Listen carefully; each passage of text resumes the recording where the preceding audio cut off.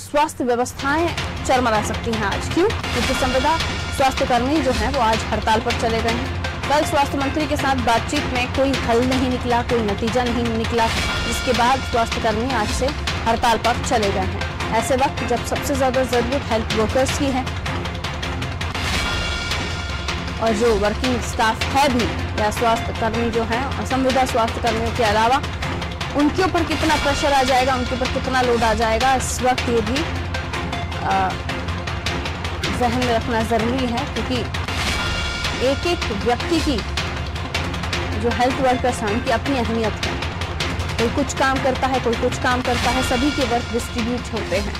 और ऐसे समय पर जब ये जो हेल्थ वर्कर्स हैं ये घर नहीं जा रहे हैं, ये आराम ही 3-4 घंटे कर रहे हैं और कंटिन्यू अपनी ड्यूटी पूरी कर रहे हैं, ऐसे समय पर कुछ संविदा स्वास्थ्य कर्मियों का हड़ताल पर जाना क्यों? आखिर स्वास्थ्य मंत्री से मिलने के बाद भी बात नहीं बनी, कोई नतीजा नहीं निकला।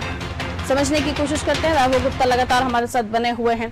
संविदा स्वास्थ्य कर्मी या फिर हेल्थ वर्कर्स हम कहें, इनकी बहुत ज्यादा जरूरत आज की डेट में है और अगर ये ही हड़ताल पर चले जाते हैं तो स्वास्थ्य व्यवस्थाएं चरमराना लाजमी है। लेकिन सवाल ये भी कि कल गृह मंत्री से मुलाकात हुई तो मामला बना नहीं, बात बनी नहीं, क्यों?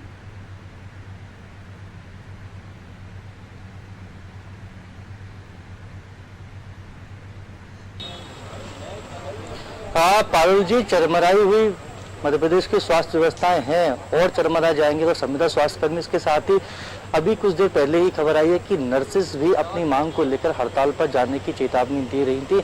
आज उस चेतावनी पर अमल किया जाएगा क्योंकि स्वास्थ्य मंत्री प्रभुराम चौधरी ने इन लोगों को मना नहीं पाए। कल हालांकि मुलाकात की थी संविदा स्वास्थ्य कर्मियों ने अपनी मांगों को लेकर कि उन्हें भी कोरोना वॉरियर घोषित किया जाए, उनके वेतन भत्तों में बढ़ोतरी की जाए। उसके साथ ही उनके ऊपर कई बार हम देखते हैं कि परिजन भी दबाव बनाते हैं कि आप ठीक ढंग से इलाज नहीं कर रहे तो हमारी सुरक्षा भी बढ़ाई जाए। नर्सेज जिस तरीके से कह रही थी कि कोविड काल में चाहे पहली लहर हो चाहे दूसरी लहर हो, हमने पूरी मेहनत के साथ काम किया, जनता के स्वास्थ्य की देखरेख करने की हर संभव कोशिश की, लेकिन उसके बाद भी हमारा ट्रांसफर कोविड के दौरान किया जा रहा है। अगर कोविड के दौरान ट्रांसफर किया जाता है तो पाल जी आप भी समझ सकते हैं कि घर की व्यवस्था नहीं हो पाती है, सामान नहीं पहुंच पाता है जो कि बेसिक नीड्स होती हैं।